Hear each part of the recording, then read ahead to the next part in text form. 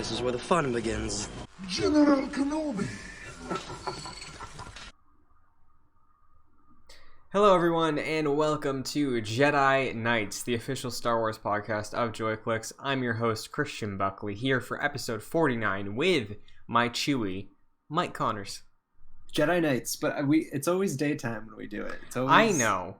I'm looking at my my windows here. Yeah. My hand is disappearing because it's the daytime. Yeah, I have a tapestry over my window to block the sun, because at this time of day, if it's not up, my face looks like a ghost. I look like I'm Obi-Wan in the originals. Like, that's interesting you bring that up too, because the initial idea was like, oh, Jedi Knights. That sounds like a cool talk show idea, right? And we originally kind of recorded at night. Sometimes. Kind of. Yeah, sometimes. Like, it was winter. It was dark at 5, so like it counted. Yeah, soon it will be again. I think I would love to know how many of our listeners actually listen to this at night.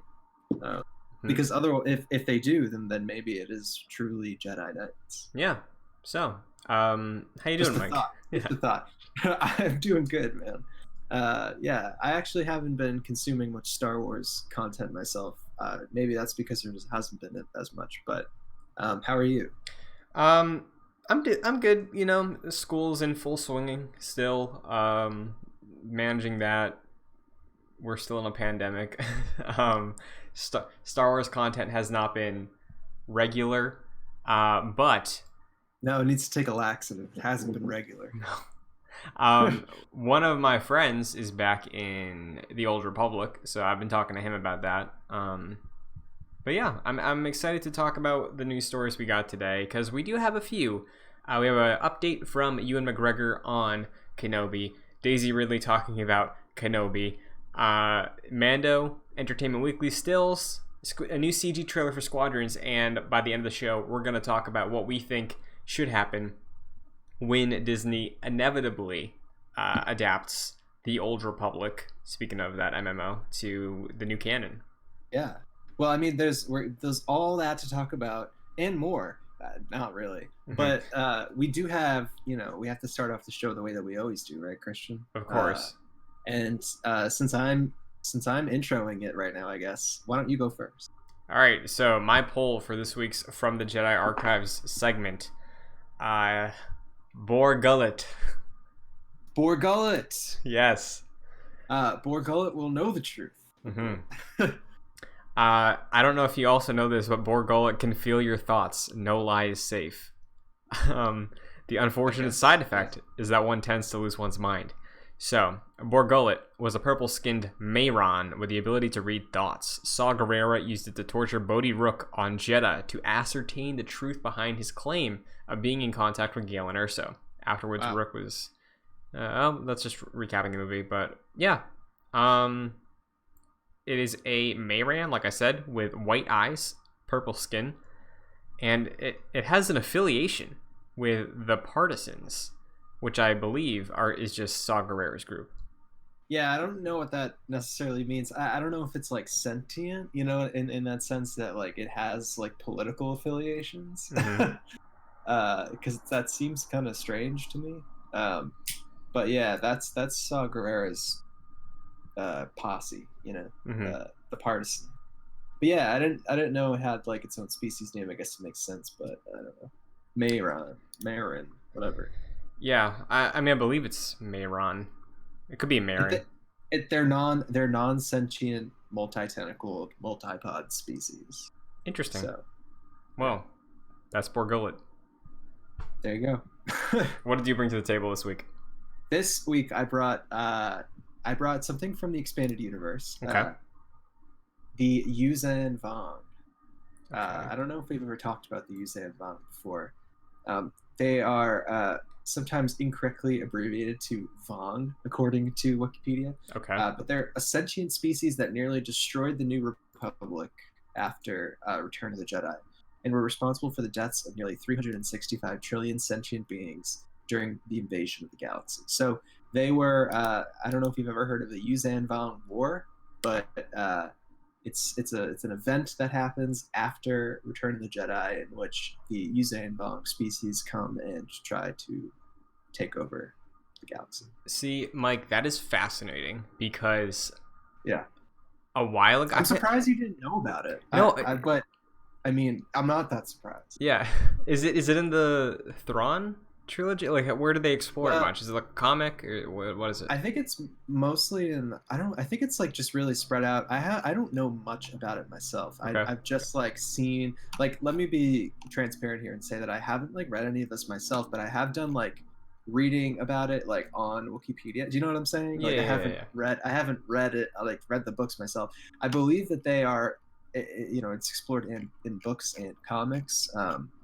And I know that like the Chiss ascendancy, or maybe they're just the Chiss in the expanded universe. I think that they know of the Yuuzhan Vong because they're like a extragalactic outer rim species. That's very interesting because I think I've talked with you about this, but I initially, before we knew 9 was the end, I was like, oh, what I would really love is that we finish off this Jedi Sith thing at the end of 9, and then the next trilogy is like some new alien force invading the galaxy.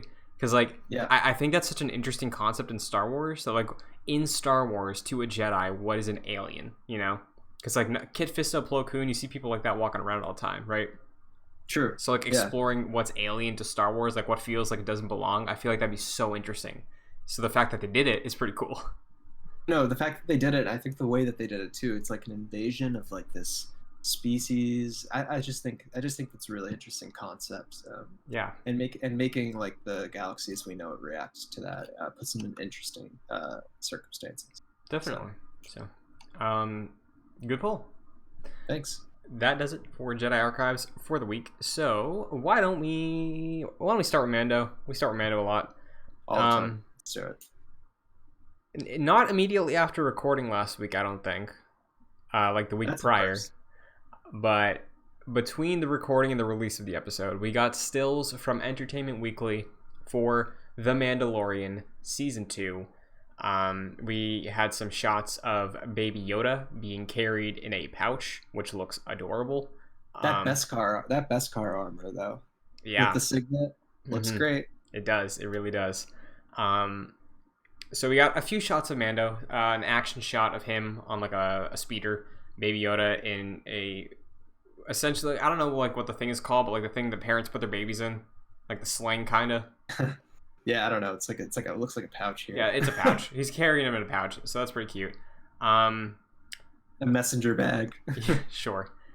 We also saw a look at some of the returning characters for this season, including Greef Karga and Cara Dune, side by side with Mando. So it looks like he's working with them again.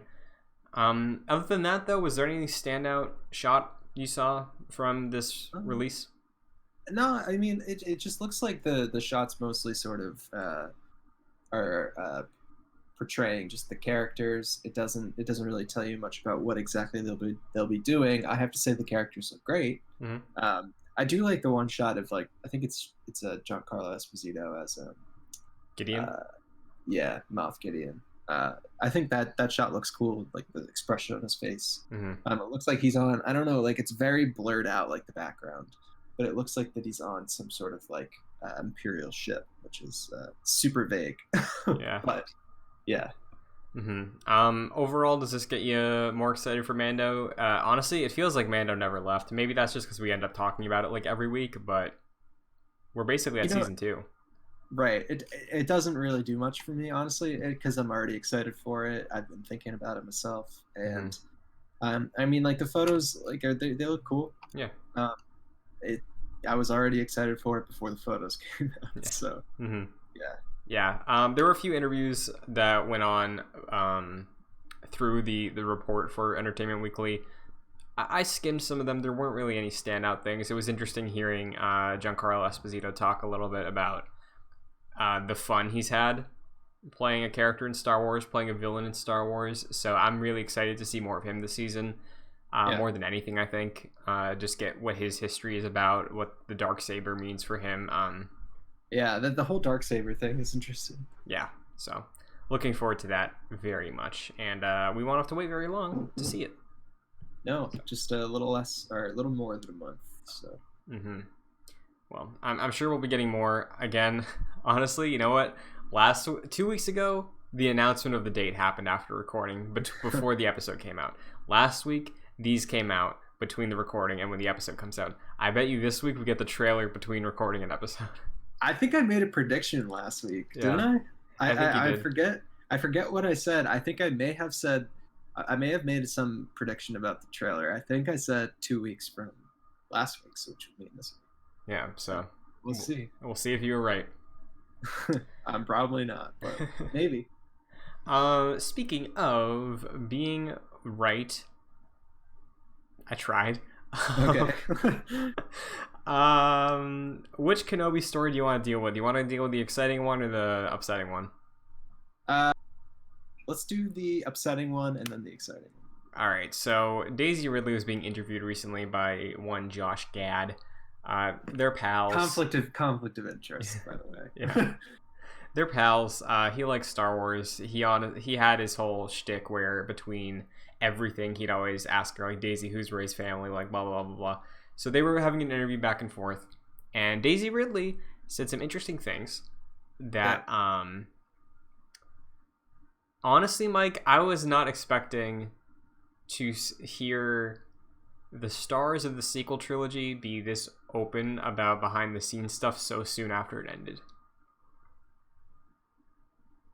No, I'm not super surprised that, like, of the timing of it. I'm more surprised about I'm surprised that it's coming from her, you know? Okay. I feel like she's been really quiet just generally throughout this whole thing, like, compared to others. Yeah. And yeah, it's interesting to hear her do this. It almost, like, sounded like a slip-up. Like, she didn't mean to really, like, say something. Yeah, it was very casual. Yeah, like that was the tone of it. So let's get into it a little bit. During the interview, basically, he asked her basically about the Palpatine thing, Rey Palpatine, her parentage, what was the plan. She said something, and I'm paraphrasing, to the effect of the plan early on in 7, they were kicking around the ideas of Rey Kenobi, which we all kind of felt. You know, it was like, it would have been too obvious if she was a Skywalker by blood. So it was like, oh, Kenobi makes sense, you know. And then there was the Alec Guinness line as well as the Ewan McGregor line when she saw the flashback of the Force. What's the Cal Kestis thing? The Force Echo. Yeah, right. So her Force vision. Yeah, we kind of thought that could be a very real possibility. Turns out it was. But as we saw in episode 8, that ended up not being what they went with. They went with Rey's nobody. And then, apparently, she did not know Rey Palpatine was a thing until like 2 weeks into filming episode 9. I think she said, again, paraphrasing JJ, she said, JJ came to me and he said Rey Palpatine is what we're working with a couple weeks into filming. Then he came back and he's like, actually, we're not doing that. And then he came back again. It's like, okay, so we're doing Rey Palpatine. Yeah. So, well, I mean, didn't she say that while she was filming, like, she didn't even know? So she was like filming part of it, and she wasn't sure exactly like what. Mm-hmm. Like the first 2 weeks, she didn't know about Rey Palpatine. The idea was brought up a couple weeks in, kicked around, abandoned, brought back, and that's what they went with. Yeah, but where did the Obi-Wan stuff come with? The Obi-Wan stuff was like when they were kicking everything around.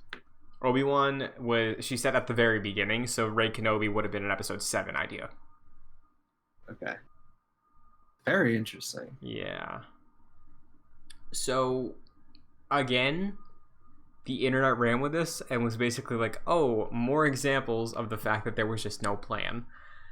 As if we need any more. But I mean, yeah, it's like this is like the greatest example of it, you know. Yeah.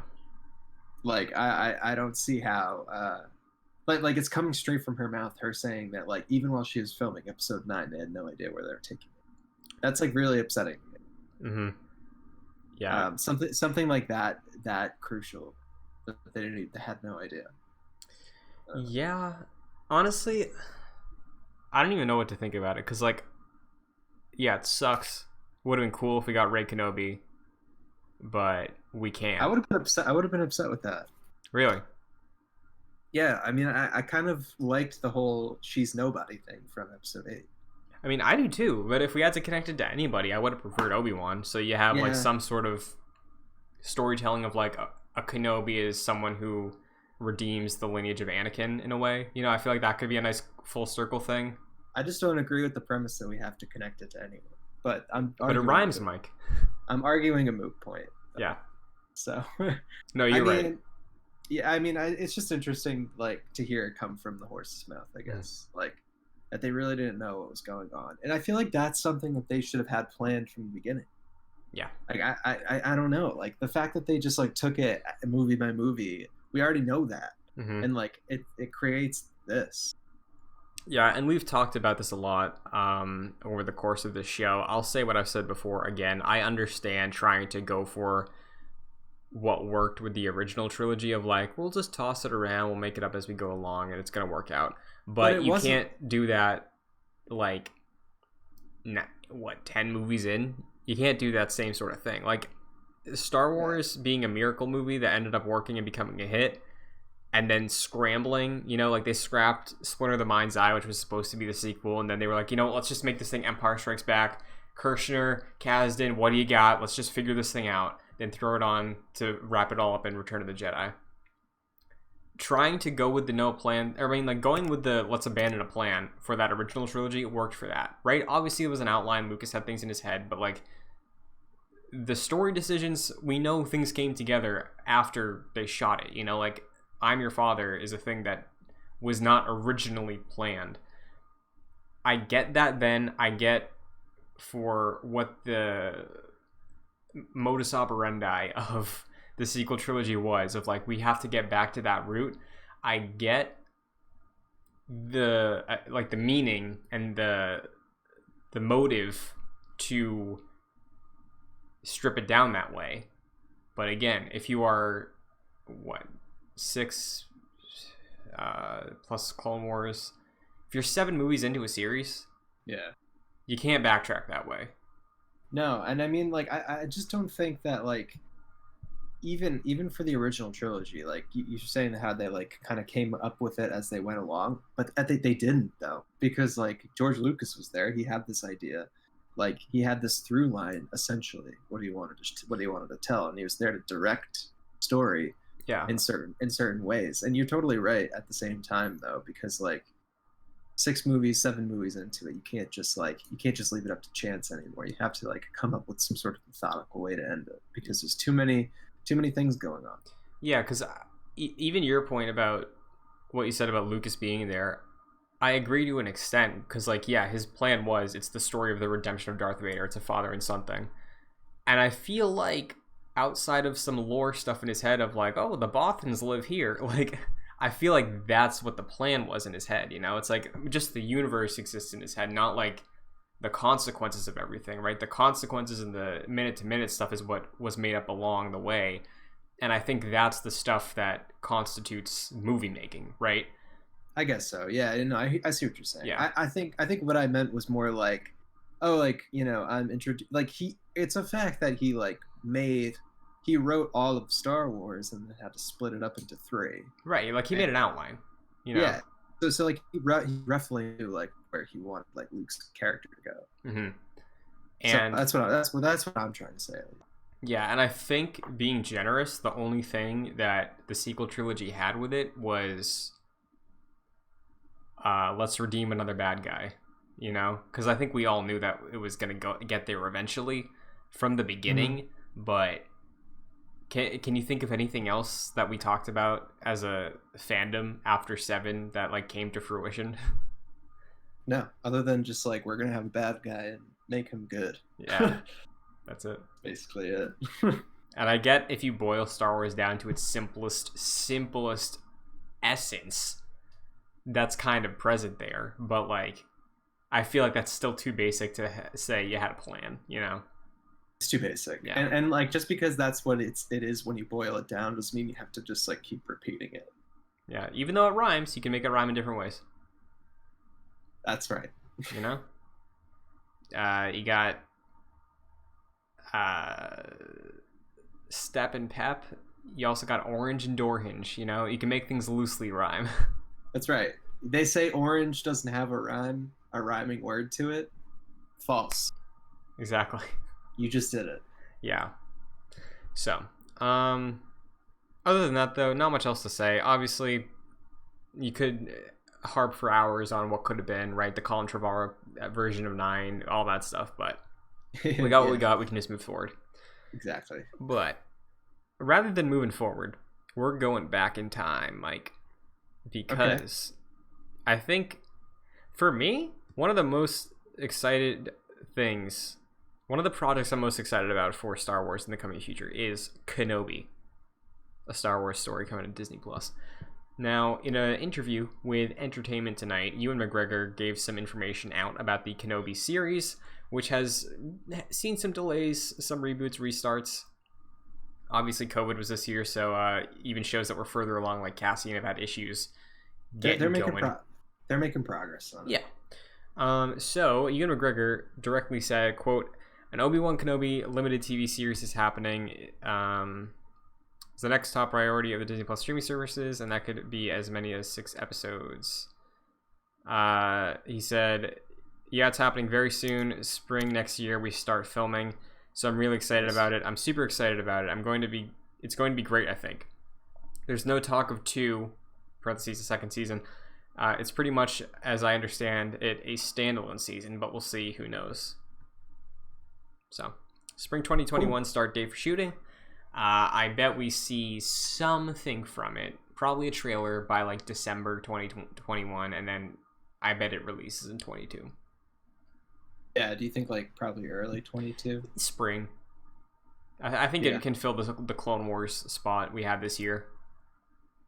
Yeah, that's probably fair. I mean, I think I think for release date late 2021 is like optimistic, but less likely than sometime early 2022 or spring, like you said. Yeah, like I bet we get set photos and some cool stuff throughout 2021, but I think in terms of seeing footage, like a full trailer, I bet it's tied to whatever Disney's... Oh, I didn't even think of this, Mike. Oh, okay. What? I don't know if I've seen this happen before, but granted, there hasn't been an opportunity for it to happen yet. Okay. You know how when you see a big movie, like when you see... what do we see? I saw Endgame with Jack and Pat, right? Okay, yeah. And at Endgame, there was the trailer for Episode 9 because like you want to promote the same production stuff. It's still a Disney film, so you want to cross promote their trailer for a Disney movie in front of a Disney movie. Definitely. I wonder if whatever December 2021 holiday movie Disney has on the release schedule, they would advertise Kenobi, a Disney Plus series, in front of that film. Granted, we can go back, like if we can go back to theaters then. Like, do you think they would advertise a series on this scale in front of a film? I mean, yes, I think they would. Do you really think that the trailer will come that late in the year, though? I think if they're filming it spring 2021, that's basically any time between March and June, right? And that means they have the entire summer to put something together. Are they going to wait till December to put something out? I mean, maybe, because they're waiting so long to release anything about Mandalorian season 2, and that comes out in like a freaking month. Yeah. So I don't know. I think Kenobi is something where you probably, and I don't work in marketing, but I'm a comm major, so maybe this works.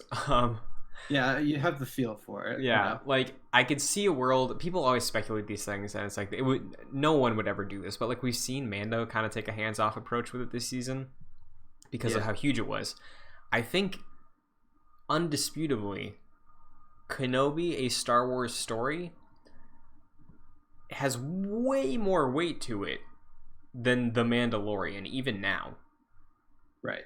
Like, would you think I'm wrong with that? Would you think, like, if a random person saw a trailer for The Mandalorian Season 2 and they saw a trailer for Kenobi with Ewan McGregor, like, which one do you think they know more?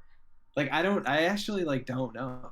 Like, Okay. like, I'm trying to, like, look at this, like, from, like, the outside of my bubble. Like, think about the last time Ewan McGregor, like, was in the mainstream as Obi-Wan Kenobi. It's been a really long time. And, like, I don't know, like if you throw Baby Yoda on the big screen, that's going to hype people up. That's fair. What's going to hype people up more in 2021? Mm-hmm. Baby Yoda, or like, you know, washed up Ewan McGregor. Yeah. Not saying, you know, I'm not saying that like people won't be excited for Ewan McGregor, but I'm just saying the general audience may recognize like a Baby Yoda Mandalorian figure more than this. I mean, I don't know, like that may be underestimating like people. I think both of them will be equally as popular, but by the time Kenobi comes out, all I'm saying is that Mandalorian will have a lot more. We'll have had a lot more time to marinate in like the current zeitgeist, you know, like Obi-Wan and Ewan McGregor's character. You know, if you did that in like 2006 or 2007, it might have a different response. I don't know. I'm just spitballing here, thinking. Yeah, you make some good points. I do think this might just be my expectations because we don't really know how it's going to be shot. But the fact that they are making it a limited series, smaller in scope, probably just doing one season, makes me think that the budget might be a little bit higher than The Mandalorian.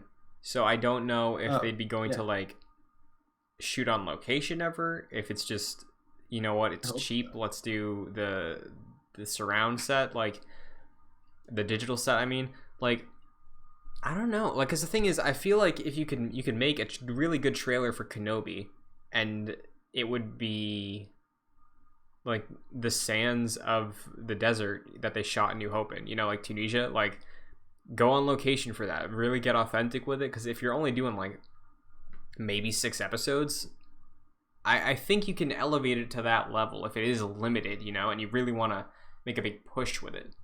Yeah, well, I think for sure the Kenobi series will have more of a budget than The Mandalorian, and that's probably because it's going to be limited. Right.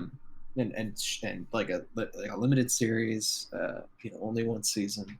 And when we say higher budget, we mean like per episode, maybe not total, but yeah, sure. I think they'll have more to work with. And yeah, if they don't shoot at least part of this on location, I'll be kind of upset. Not that like we're really going to be able to tell, right? Like, to be honest with you. Yeah, like Mando looked great, so, you know, but I do think if you are trying to make it that transition between prequel Obi-Wan to Alec Guinness, going there or something, you know, even if it's not the same place, but like going somewhere on location, I think for at least maybe the first episode or the final episode will carry something to elevate it, in my opinion, you know. But I'm part of a very small group, I think, that would be like, oh, they're on location for this part, that's awesome, it makes everything even better. Yeah, I don't think, like, as much as I'd like to see them do it on location, I think that'd be cool. I don't really think we'll be able to tell. Yeah, to be honest. So yeah, Mando looked too good. I remember when reports initially came out that it was like a digital screen. We were like, wait, what? Yeah, it was really hard to tell, and I think it would be, I would like to know that they were on location, but I don't really think it matters. Yeah, you're right. Well, speaking of digital sets, we got a CG short to lead into Star Wars Squadrons coming out very soon, October 2nd. So we are just about almost a little under 3 weeks away. Now, Mike, checking the pulse, where are you with Star Wars Squadrons right now? Are you picking it up day one? What's your hype meter at? I have to be honest here. The hype meter isn't super high. I'm not picking it up on day one. I'll probably wait till, like, I think Christian, you and I have talked about this off pod, but I think I'm going to wait until sometime, maybe like Black Friday-ish. Yeah.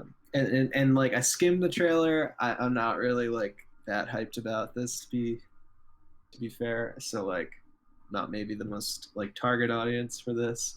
I just don't like. I don't know. It's just not grabbing me. It's just not grabbing me, Christian. I think that's fair. Yeah. But like, I'm not. You're not down on it, right? Not losing all hope on. Yeah. I'm in the same boat, kinda, and the thing is, I should be more excited because I have PlayStation VR, so I could play this whole thing in VR. And I played a VR mission in a Star Wars game before, and it made me cry. So like the fact that I'd be able to do a full campaign of that should have me already pre-ordered it, right? But yeah, I think It's fine. yeah, I think I'm in the same boat as you. Like, I'm sure it's gonna be a fun time. I don't know how much I'd play of it, considering it does seem to be focused on multiplayer, despite this trailer being a story-based thing. And before the show even started, when we were talking about the run today, I think I know it would be, they wouldn't sell any more copies by doing this, but I do think if Star Wars Squadrons was about Alphabet Squadrons specifically, I'd be ready. I'd be there for it, I think, day one. Because after reading the book and getting attached to the idea of the New Republic through the eyes of this cast and the idea of what it's like to be a fighter pilot in Star Wars with a diverse cast like this that has a bunch of their own issues and problems they're dealing with, and looking at the formation of a new order in the galaxy, like, that's already a gateway, you know? And I feel like those characters would be really interesting to explore vignette style in a game, you know? You want to get each ship, you want to play as each character, you get a mission or two from their perspective, and you get to get immersed in that game. Because if anything, I feel like this game is going to be very immersive. And for me, an extra step, I think, would just be making it with characters that I already care about. Right. And I think it's good that you said that you don't think this would change their overall right. They're going to sell just as many. Yeah, I think you're right. I think, like, personally, like, if the game followed more of like a through line with characters that we already know, and those are pretty like niche characters for sure. Mm-hmm. I would definitely be more interested in it. Yeah. But yeah, it's not what we're getting. But the thing is like, I'm kind of ashamed of myself to have that opinion in a way, because I'm sure that this game is going to try to like elevate their own characters. Oh, for sure. And I'm not even really giving it a chance. Well, like, it's like that question, like, mm-hmm. do I want to do this, or do I want to spend $40 on a game that maybe I'm not gonna like? Yeah, and so just what you just said there too, like, you're creating a character, so there's only so much they can do, right? Unless it's... That's true, but I mean, you're like the surrounding characters around. Sure. Though, mm-hmm. I think those are supposed to be consistent, right? Yeah, because we've seen Hera's in the game, Wedge is in the game. We don't know to what extent. There's a chance Alphabet Squadron's in the game, but they're not the focus, clearly, you know?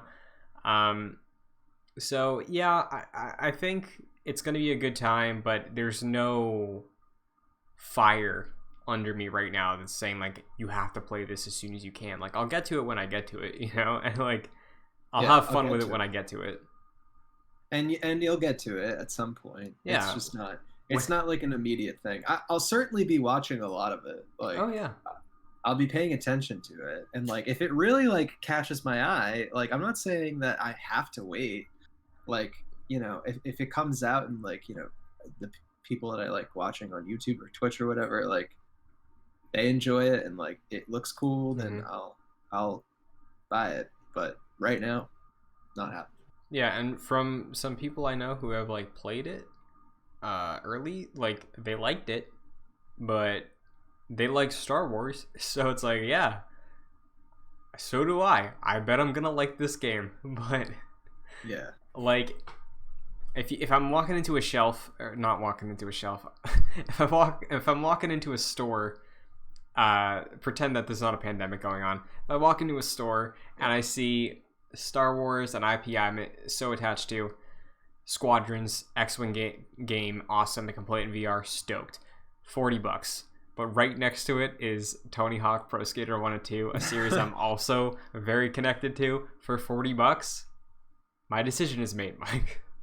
That's another thing. I haven't even bought Tony Hawk's Pro Skater. Yeah, me either. 1 and 2, and I would definitely buy that over Squadron. Yeah, I think despite the fact that on a game side, there's new consoles coming out this fall, there's still a lot of stuff coming out. So, like, Squadrons, I'm glad it's 40. I think that makes a strong case. I feel like the game is going to sell very, very well. Because I think if we want to get really technical with the games industry right now, earlier today, the NPD group, who keeps track of dollar sales for a bunch of things, including video games in the US and Canada, I think, maybe just US, they did year-to-date sales for games, and I think Jedi Fallen Order is still like top 5 for the last 12 months. So this game is going to sell very well. It's a Star Wars game made with a huge budget for $40 in a holiday season, where your option might be get a $40 Star Wars game on a hardware you already own, or spend $560 on some other game. Like, I think a lot of people might just chill out with a nice, cool Star Wars game for $40, you know? Yeah. So you think that you think it's gonna like ride the coattails of Fallen Order in a way? Not necessarily Fallen Order, just the coattails of Star Wars, you know? Like, if Lego Star Wars came out as well, I feel like that would be selling incredibly well too. Like, Star Wars games come out so infrequently that when they do come out and they're at least good, it's gonna sell gangbusters, you know? Yeah, fair. So yeah, no, that's true. It'll be interesting to see how it does. Yeah, so I'm sure it's gonna be fun. But I think, Mike, that brings us to our main talking point we wanted to discuss today. Sort of in line with what we talked about at the top of the news rundown today with Daisy Ridley Kenobi. The Old Republic. Yes. Because we know eventually the Old Republic is going to be adapted by Disney into the new canon in some way, because as far as I know, outside of like Darth Bane's ghost being in Clone Wars, we don't really have a good idea of what's canon anymore with the Old Republic. We don't. I know that like there are some like old Jedi and Sith masters names that have been confirmed canon. Just like, I don't know, like a brief mention in some sort of like visual dictionary, right? Like, yeah. But yeah, other than that, we don't really know what's going on in that era. So we're gonna get the High Republic, not quite the Old Republic. Right. And the other thing with that, what you just said of like making offhand references, even in some of the novels in the new canon, like, I don't think this has been canonized, but saying the name Darth Revan. I think it has. It has, okay. Saying the name Darth Revan, that just canonizes the character. We don't know what else is canon, you know, because just the fact that Darth Revan was alive and well in the Star Wars galaxy in the new era of canon, like, that doesn't mean the events of Knights of the Old Republic happened, you know? Yeah, I mean, like, literally, I'm looking at the Wikipedia entry for Revan. It just says he was a Sith Lord, the namesake of the Sith Eternal Army's 3rd Legion. So, yeah, that's basically it. He was a Sith something or other at some point. Yeah. So I feel like eventually there is a lot of stuff to mine with this era. I don't know how soon it would be, you know, if the High Republic is next. Personally, tell me if you think this is too outlandish. I think in the off years, most of the content we get outside of the Plus series is going to be High Republic. And afterward, I think we get Old Republic. I think Old Republic is relatively close. I think you're probably right. I think they're gonna milk out the High Republic as much as they can, just because it's like a new thing that they're creating. They're gonna market on their own, create new stories for it, and I'm super excited for that. And honestly, I want them to spend a lot of time with that. Spend like a decade on it. Like, go for it. But at some point, you're gonna have to address the elephant in the room, and the elephant in the room is what does the Disney Old Republic look like, and does that include Darth Revan? I guess is really my question.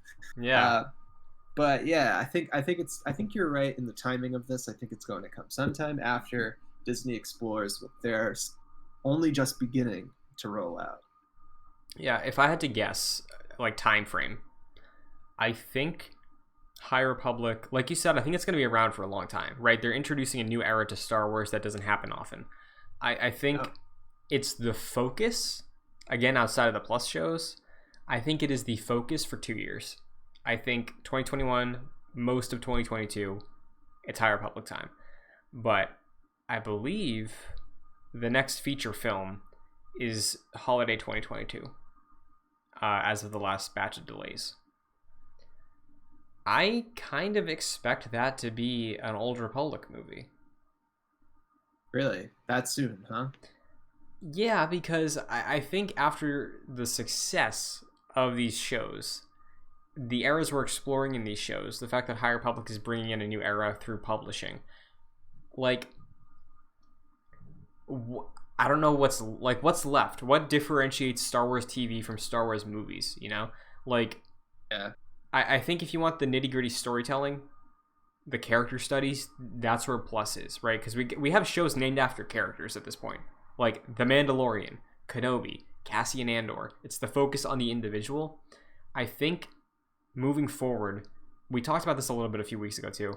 I feel like the movies, reserve those for grand scale things. Like, save the big storytelling for the films, and what bigger story is there to tell than the Old Republic? Yeah, no, totally. I mean, the thing about what I'm thinking about is just like, Disney has said that the High Republic is just a publishing effort, but like is it really? Like, you know what I mean? Sure. I just like I don't know if they're just going to like throw that away so easily. You know, like I was kind of expecting that maybe the 2022 film is like a High Republic thing, but I don't know. I mean, maybe they'll stick to their word. Maybe you're right. It's all speculation here. Mike, you want to go with my marketing brain again for a second? Yeah. I think it is absolutely going to be the Old Republic in 2022 now, and you cannot convince me otherwise. Because okay, go for it. Listen, I think doing specifically the High Republic, right? The blank Republic makes you think the Old Republic, right? When the High Republic was announced, people were like, "Is this like an Old Republic reboot?"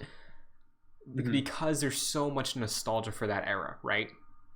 I think you ignore that for the next 2 years, because they've been ignoring it since they bought Star Wars, honestly. You ignore that era for 2 more years, and then you announce, it's like, hey, the new trilogy, the story of the Old Republic, the Jedi and Sith armies, bombastic, grand encounters, the vision of the prequels blown up and modernized. Like, I think that's what you do, because when 2022 is out, or when 2022 comes around, I don't think you can get the people who haven't already been invested on the High Republic sold on the High Republic, you know, because it's not a name yet. So I think what you do, in the interest of preserving Star Wars to be an everlasting brand, is you do the Old Republic next for films, ride that out for a trilogy, maybe 2 trilogies, and then you do what you did, or you said, keep the High Republic around for a decade. Once you finish this Old Republic trilogy, it's like, okay, time for the High Republic, because you've had 10 years to read these books now, so now you're all nostalgic for it. Here's the Honestly, movies. You just convinced me, literally. I mean, it does all fall into place, right? It really does. So let's say you're right, Christian. And honestly, the way that you explained it, I hope you are. What would you want to see from an Old Republic trilogy? Have you put any thought into this? I think when I initially had that idea a couple weeks ago, I said I want Peter Jackson's style. Not him specifically, but like treat it like Lord of the Rings. Make it a grand epic. And I kind of feel the same way. Because it's on the screen, right? It's on. Yeah. You can't do that on Plus, you know? No, I think you're right. I think if they're going to put a Star Wars movie on the big screen, it has to be something that they just like honestly shouldn't do on a TV screen, like on a TV show. And it's those big bombastic things, like, you know, Jedi versus Sith, like in mass, like at each other. That's the type of stuff you want to see on the movie screen. Yeah, at this point, I don't care about maybe a hot take. I don't really care if you want to make a convincing character in a movie for Star Wars anymore at this point. If they're as good in a movie, like the thing is, I think do that on the TV shows, because that's where that storytelling works the best. You get to get like slow building the characters, you know? If you like, I'm not saying you have bad characters, you know? The prequels had pretty good characters. If it's at least as good as Revenge of the Sith, and it's just focused on the scope and scale of it, perfect. I don't care. And then I'll just take the shows for like the character studies of like Kenobi and Cassian Andor and what their heads work like. Like, I think that's the way you should probably do it. Yeah, I see what you're saying. I think you're probably right. I think, yeah, like you said, just like having the big stuff on the TV show. I mean, on the movie screen. That's the way to do it. Yeah, and I'm not saying you can't do both, right? I'm not saying to have bad characters or whatever stories, but like, you can make it. You can make it basic. The original trilogy's pretty basic. It's not very complex. Like the themes are, but the story, no, they're not. Like they're really not. It's true. It's really true. I mean, I do think, I do think the extra material, like the books and the comics, give more character development to the characters that are on the screen. But if you never read those things, yeah, you're right. Like you don't really miss out, you know? Like, yeah. I think if they take anything into the next batch of movies, it should be that. It's like, hey, just make it fun and like make it coherent, you know? Like, build a trilogy leading up to a great conflict in the Old Republic with the Jedi and Sith War.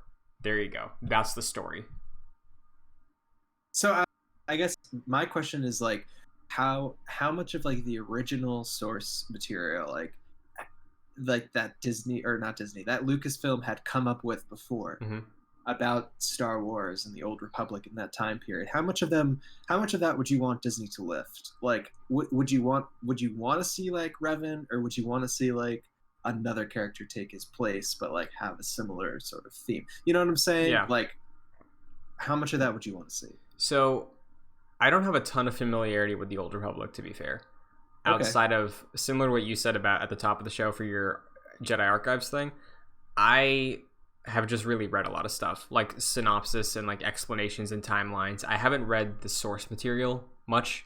I've only played a little bit of KOTOR 2, so like, I have like a decent understanding of some of the stuff that went on. Yeah, I would say for sure. I think if anything, what I want them to lift is the Sith Army. I think that is something that has never been seen before on screen in any facet. Like, stop obsessing over the rule of two. Like, if you want it to be on screen, give it a reason to be on screen, not on Disney Plus.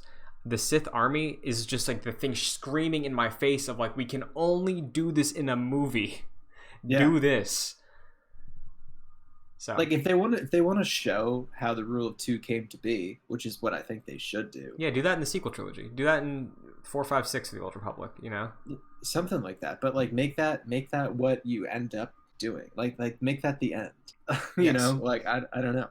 I mean I don't have that much experience with the Old Republic myself either, but Revan, I think, is like a character that has like transcended a lot, and I think he has to show up in some shape, some form, fashion, and it has to be like, he has to have similar motivations. I'm not saying that he has to go through Knights of the Old Republic like word for word, but like, you know, I think his character needs to survive in some way.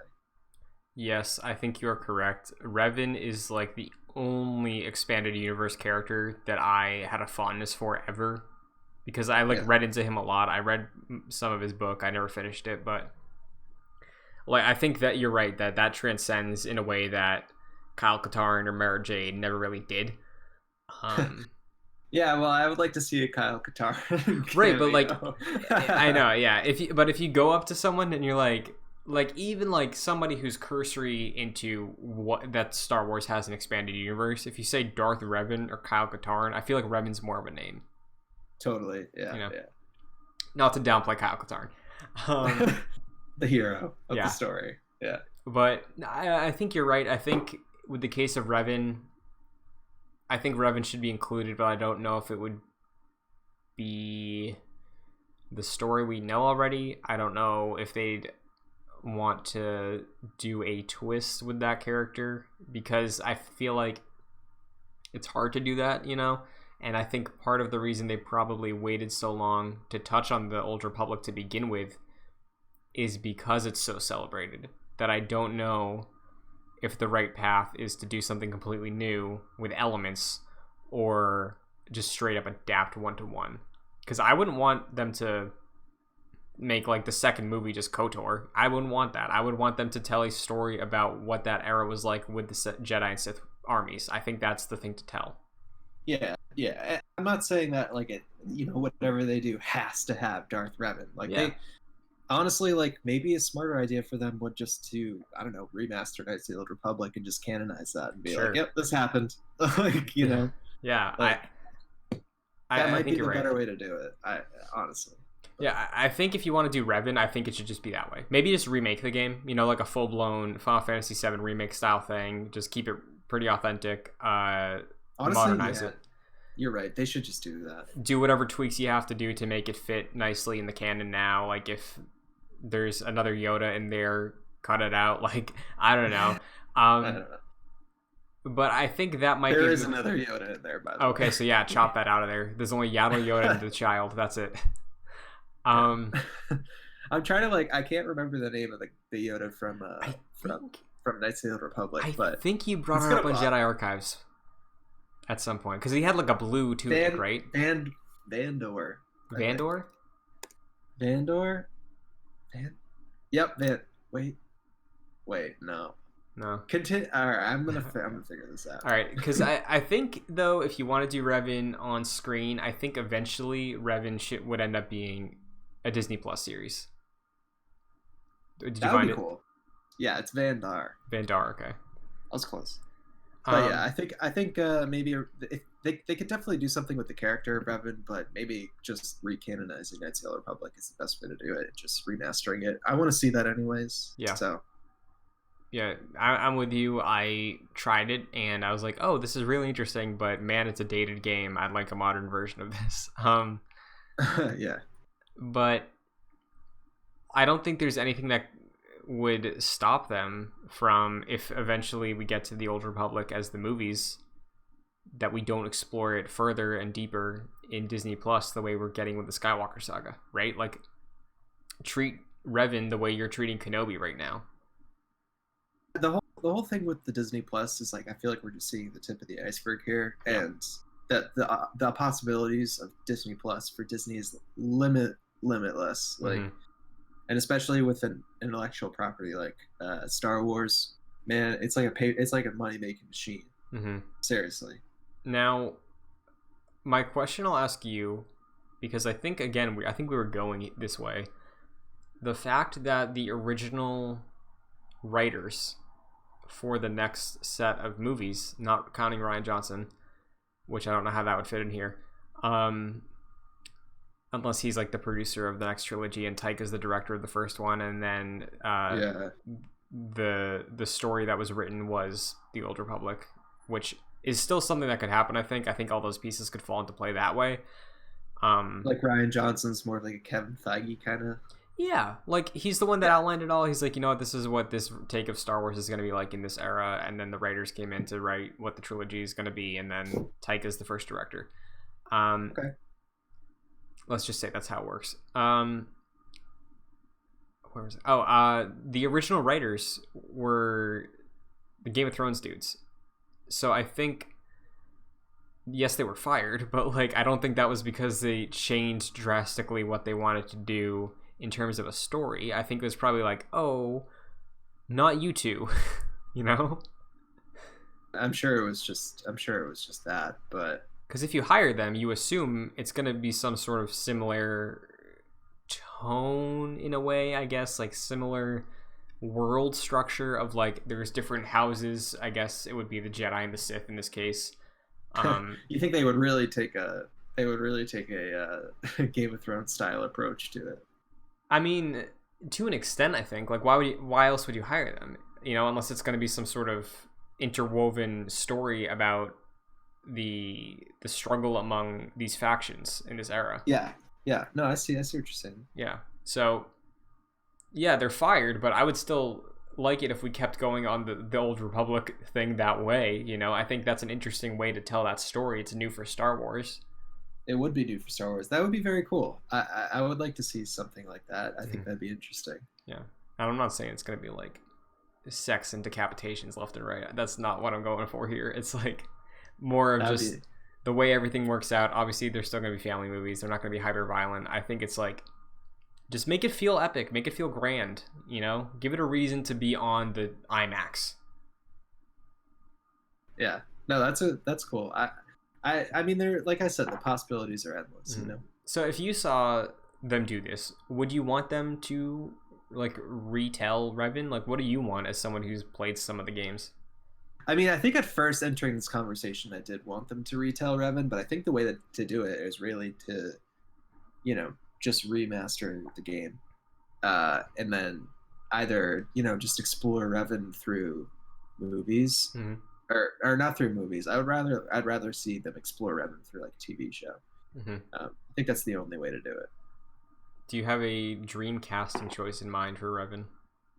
I don't know, because he's usually just behind the mask. Yeah, it doesn't matter who it's gonna be. It's gonna be one of those Pedro Pascal things where like it's not even him behind the mask half the time. I've seen a lot of photoshops over the last 15 years of my life with Keanu Reeves under the mask of Revan holding a purple lightsaber. I mean, that's cool. Yeah. I'd be down. Yeah. But I would be shocked if we don't see some canonization of the Old Republic in the next 3 to 5 years. Me too, yeah. It's going to happen, folks. Because fingers crossed. Yeah. Correct me if I'm wrong. I don't think the MMO is canon. I think they just said this makes too much money to shut it down. Like, I think that's what happened. I'm sure, yeah. I'm sure people are just like into playing it. Like, people have been playing it for like 10 years or whatever. Yeah, so I don't, to my knowledge, I don't think that's canon. Because the thing is, that MMO existed before the purchase. So I think they're just like, this is making enough money that we can keep it going. Not like, shut it down. So yeah, I don't think it's canon. So I don't either. But regardless, I'm excited for it whenever it comes. Me too. So bring it on. Yeah. But Mike, until next week, until we get a Mando trailer in between, where can people find you? I hope so, man. You can follow me on Twitter at Mike P. Connors. Very nice. You can follow me on Twitter, Instagram, Twitch at Chris N. Buckley. This show is available on YouTube. YouTube.com/JoyClicks is where you can watch it with our faces talking at you every Wednesday. Usually been doing live premieres when the episode goes up, probably around like 3 to 4 p.m. Eastern. So if you want to hang out in the chat while the episode's going on, you're more than welcome to. This show is also available on podcast services like Apple Podcasts, Spotify, Stitcher, Google Play, all these fun little things in between. Name them. Yeah. Name them. Probably on it. Probably. So if you can rate and review us on those platforms, we would greatly appreciate it if you did. It only takes a second and helps the show out a ton. And yeah, any form of support is welcome, and we always appreciate it. And if you're feeling extra nice... I was going to say next week, 50 episodes. Yeah. Celebration. Yeah, we've been going. We're older than Star Wars now. Almost. Yeah. Older than Star Wars. That's right. That's how numbers work. That's the new tagline, actually. We're rebranding for our 50th episode, and older than Star Wars. Jedi Knights, older than Star Wars. But yeah, any final words before we wrap up, Mike? Yeah, other than support us on Patreon if you have the spoons and you're able, and rate the pod. No. All right. And I know there's more diehard fans of the Old Republic on the internet than either of us are. So if you're listening, if you made it to the end of the episode, let us know. Do you want to see it adapted? Is it an offense to say that Revan should be Keanu Reeves? Like, is it? What? I mean, yeah. Teach us something in the comments. Yeah. Let us know. Please do. But until next week, we're fine. Everything's fine. How are you? May the Force be with you. Now, let me... Hello there. This is where the fun begins. General